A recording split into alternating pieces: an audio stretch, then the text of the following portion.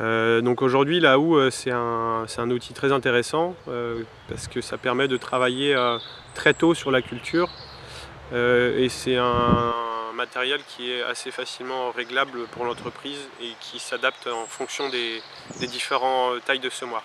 Donc là on préconise une utilisation dès la prélevée du maïs, donc un premier passage entre le stade prélevé et le stade allumette ou cigare, avec l'objectif donc d'éliminer une première vague de mauvaises herbes, en sachant qu'on va principalement s'intéresser aux dicotylédons, qui sont les adventices les plus dérangeantes. Pour pouvoir bien utiliser la houe, c'est de veiller à la profondeur de semis, ça c'est vraiment notre part du travail.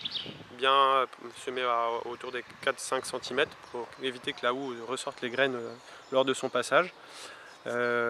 Après, moi ce que je trouve intéressant, c'est de rentrer dans la démarche là, comme on l'a fait avec le syndicat de bassin.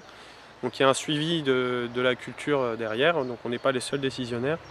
Et en plus, le fait de l'avoir en prestation avec l'entreprise, c'est vraiment une souplesse parce que un des passages intéressants, c'est le passage en prélevé qui a lieu des fois 4 jours après le semis, 4-5 jours après le semis seulement. Donc c'est une période où on est déjà très chargé en travail. Donc là, on a juste un coup de fil à passer et on sait qu'on aura un premier désherbage de fait sur la culture, donc c'est vraiment pratique.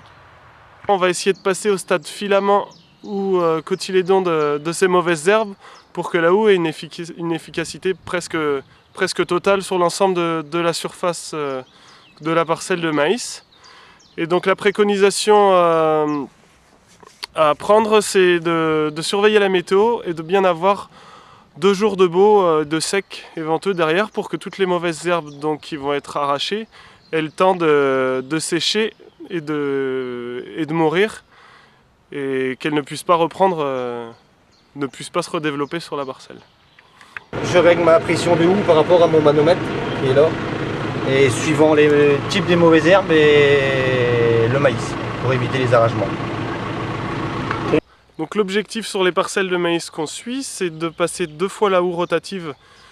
Donc une première fois entre le stade prélevé et le stade allumette.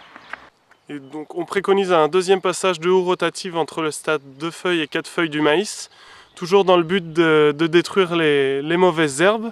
Une fois que le stade 4 feuilles est passé, on ne peut plus passer la houe rotative sur la parcelle. Et donc on va à partir de ce stade s'intéresser aux mauvaises herbes qui sont développées sur le rang du maïs. Étant donné que l'objectif derrière est de pouvoir passer la bineuse au stade 8 feuilles du maïs, juste avant que les feuilles de celui-ci soient assez développées pour recouvrir l'ensemble de la parcelle et que la lumière n'atteigne plus le sol. La houe, il ne faut pas la voir non plus comme un outil miracle, ça ne va pas tout détruire, mais ça permet de réduire vraiment les doses de produits derrière.